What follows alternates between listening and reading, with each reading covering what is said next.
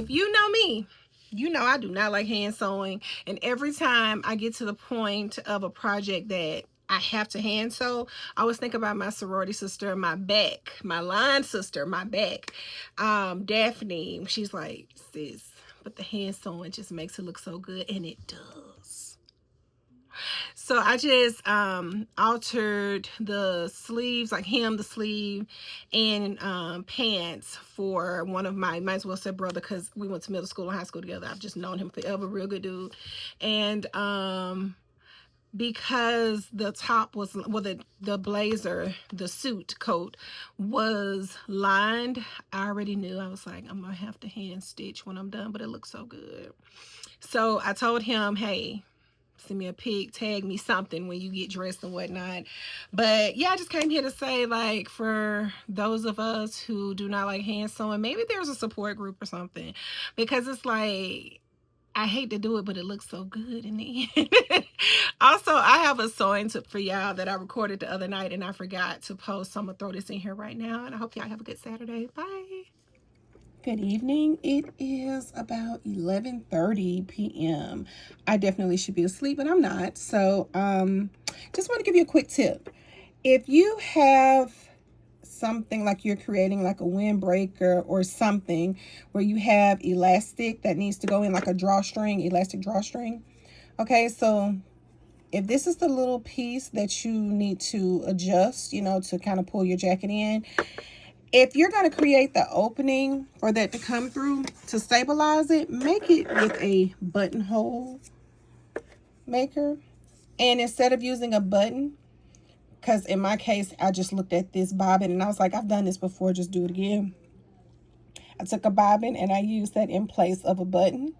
And it is a little bit smaller than, sorry, I'm moving so much. I should have just put this on the base. But this is actually, the bobbin is a little bit smaller than your apparatus to open your elastic.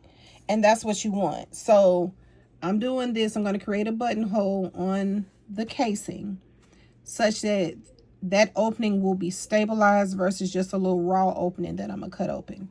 And I'll show you that in the end, but I don't know, that may help somebody versus, you know, just like I said, making a cut and it's not stable and you've managed to kind of rip it more than you wanted to. That ain't what we're here to do. We do clean work, we do good work. All right. All right, so this is what I did. Basically, this is the casing that was around the bottom. So because I had to come in on the sides of this jacket, after I did that, you know, did like a straight stitch down the side, and then I serged my edges.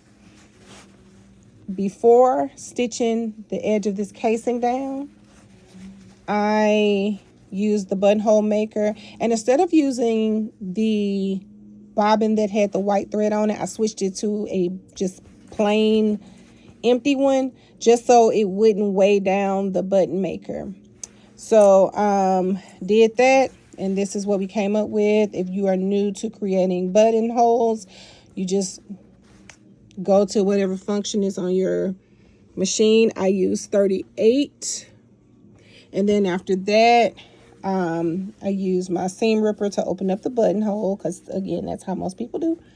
So now I'm about to stitch this down around the edge and feed the elastic through, and I'm done.